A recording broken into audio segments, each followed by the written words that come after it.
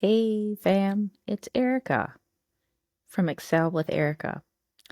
So today I wanted to talk about gratitude. So the definition of gratitude is a feeling of appreciation, thankfulness, or gratefulness for something received, whether tangible or intangible, and is associated with positive mental and physical health benefits. Why gratitude? Well, I think in life, this is something that, especially now, it's maybe a little harder to um, recognize, to appreciate, to think about, to find time to acknowledge. Um, Life is kind of difficult right now for a lot of people. And trying to find a space where you can be grateful for the space that you're in, even if it's not going the way you would like for it to go, is actually very important for your mental health, for your physical well being. When you wake up and you think about life from a positive space, even during challenging times, you can maneuver through that in a more healthy space in general, right? So for me, gratitude is really important in many aspects. And I think even when we're going through challenges, we don't necessarily appreciate or understand that gratitude is very important. For instance, I had a situation unfold in a way that I didn't expect it to unfold. Perhaps I should have expected it because it seemed to be the normal way, but I am a very hopeful and positive person. And so my intention was hoping that it would fold out the way that I envisioned it in my own brain. It did not. um, and my first thought was sadness, disappointment, I think anger, um, confusion, frustration. Um, and I just wondered, like, why?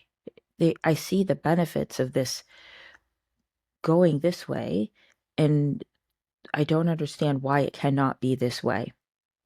When I took a step back, I recognized that even in this space where I may not be the happiest, things are not how I would like them to be.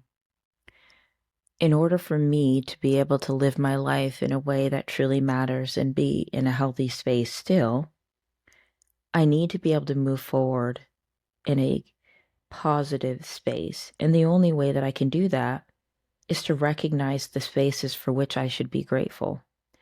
I can look at the situation as a whole and I can be grateful for pieces of that situation, whether it's your job, if you've recently lost a job, if you've fallen out with one of your closest friends, if you've um, ended a long term relationship, if you've lost a job, a friend and you are just not speaking, or you're not eye to eye, or your parents are fighting with you, or a parent, or whatever it is that you are facing a challenge with right now. I think the best way to maneuver through the space and to come out okay and stronger and better, healthier, um, and maybe even more empowered is to be grateful in the space for which you are in. So, in the situation that I was speaking of, I would have loved for it to come out a different way. I really would have. And still, there's parts of me that do not understand why the end result is what it is. Because in my brain, it makes sense a whole different way. But I think what's important to understand too, and important to do, is to take accountability for my piece, whether it's losing, whatever it is, losing a job or whatever it is, having a disagreement. What did I do that contributed to this situation? How could I have done that differently in ensuring that all parties involved were respected, honored, understood? Um, how can I ensure I never do that again? And then also, how do I hold myself accountable in that moment? If I lost a job, okay, I can see maybe I wasn't as committed as I needed to be. Maybe I wasn't putting as much effort into it. Maybe my output wasn't as strong as it needed to be. And maybe the end result is this is what needed to happen. If it's someone who I was disagreeing with, maybe the reason why we're fighting is because I didn't see their point of view, or I chose not to listen, or I chose not to understand. I chose not to support the other person, right? There are things that we need to recognize as well in every situation as it unfolds. And it's also vital to be respectful, right? Even if you don't agree with the end result, did I respect the other point of view? Did I respect the reason for that end result? Did I respect the words that were being said to me, even if it hurt, even if it felt uncomfortable, even if I didn't necessarily agree? Did I respect the space that I was in? That's super important as well. Did I try to understand where they were coming from? Can I understand why that decision was made, how it came about? Again, doesn't mean that I have to agree with it, but can I understand how it came about? And what do I do from there? And did I listen? Did I stop? Did I take a time out? And did I listen to what was being said? Did I digest what was being said? Could I hear what was being said? Because sometimes in our most difficult moments, when other people are telling us something that we don't want to hear, we are in an emotional space and we can't really hear what they're saying. We're too busy thinking about how we're going to rebut them. No, you're wrong because. No, that's not what I meant. That's not what I said. Why are you saying that? Listen to me. But for you to be able to have other people listen to you, you first must be able to listen to them, right? And sometimes leading by example is really important. So, in this space, my situation did not unfold in the way that I hoped it would. Perhaps I should have known better because it just seemed to be how it always unfolds. But I had hoped that this space was different and that there was growth and that there was effort and there was understanding from both sides that it could unfold in a different way. I recognize that that's not a possibility. I also recognize that it doesn't matter what I feel should happen, how passionate I am about it. If it's not meant to be in that way, it's not going to happen. And so, what helps me get through that? Well, being gracious is a great way to start. Having gratitude and being grateful for the space that you had, being grateful for the moments that it filled you, excited you, made you feel good, for all of the good pieces of that moment, you can still walk away and have something positive. That is also vitally important when you do have to walk away from that job, from that relationship, from that friendship that is no longer serving you, from that fight with your sibling or your parents because they are not understanding the moment. Whatever it is in life, in order to move forward in a positive and successful way, you must be able to find the good, bad, the ugly, the lesson. What did you learn? How do you not move forward in that way again?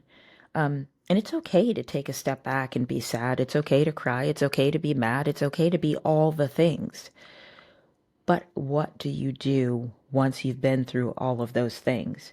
And how long are you stuck in being all of those things? The longer you sit in anger, the longer you sit in sadness, the longer you sit in grief, the longer you sit in disappointment, the longer you sit in all of those negative feelings, the easier it is for your body to be affected. Migraines, stomach issues, like depression, sadness, anger. The more you sit and stew in the negativity of that moment, the harder it is to get out of it. And the harder it is for you to be able to say, that sucked. Now it's time to move forward. I would offer, in any situation that isn't necessarily easy for you to get through, for you to stop and take a deep breath and recognize what was your role in that situation. How did you negatively impact that situation? What did you learn from that? How can you move forward to ensure that doesn't happen again? Did you hold yourself accountable? Were you grateful for the good times? Were you respectful? Were you kind? Did you listen? Did you try to understand? Did you learn? Did you grow from the situation? And then after you have all of those thoughts and you can make the decisions and see it as it unfolded, can you take a moment and be grateful for the times that it was really serving you? And can you walk away from that thinking about the positive times, moments, feelings, all of the things that made it worth it? Because if you want to be successful in life, and if you want to be happy in life, you must be able to look at the good and the bad. If you only focus on the bad, you're not going to find the strength within you to go for it again. You're not going to want to take another risk. You're not going to want to try another path, especially if there's a lot of uncertainty involved, right? So I'd offer for you to take time to think about ways for which you can be grateful for that space that you are in, and how can those feelings help to keep you moving forward in a positive way so that you can recreate something different and chase that new different, right? I think one of the challenges is when we're down, we don't know how to get back up. We struggle to get back up. We also don't know how to reach out to others when we don't know how to get back up and ask for help.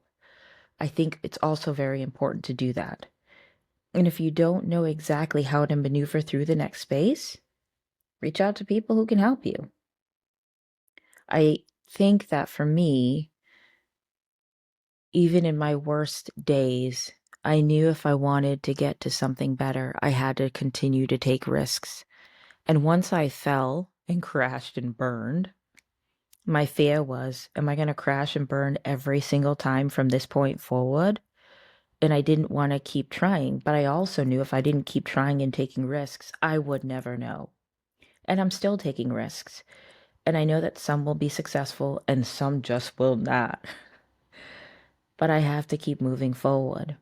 Because as long as I am here on this earth, I made a promise to myself that I will always take the risks, that I will always try to do that thing, whatever it is that I dream of, whatever it is that I want. And I'm not going to allow anything to hold me back. I might fall, I might scrape my knees up, and I may have to get up and dust them off and try again and again and again. But I'll keep doing that until I get to where I want to be. It's in this space that sometimes we have so much fear built up because we have fallen so much we don't know how to get back up. So in those times, that's when you reach out. Call me, email me, let's talk. Let's get you out of that funk and help you to get to your next space. And while you're trying to figure out what that next space is, maybe you can think about the things in your life that you're grateful for. The good times, the good moments. You have a home, an apartment, somewhere to stay, somewhere to sleep. You have food on the table, clothing to keep you warm, trash TV to make you laugh. Sometimes it's the smallest things in life that are the most valuable and get us out of our yuckiest spaces. It's okay to take a knee. It's okay to stop, to gain your breath. And then it's okay to jump right back in and run. What is not okay is to stop. I would love to hear what your thoughts are about gratitude. And did you always attribute gratitude to just when good things are happening in your life? I'm grateful for this that you gave me. I'm grateful for what you said to me. I'm grateful for this new job. What about the things that lead up to all of those positive moments? And can you be grateful for even the difficult times where you learn your biggest lessons sometimes and where you have the most emotionally impacted and inspired changes in your life? Can you wake up and be grateful for those as well? Let's talk about it. Thanks for listening. Until we see each other again, I hope you have a great week.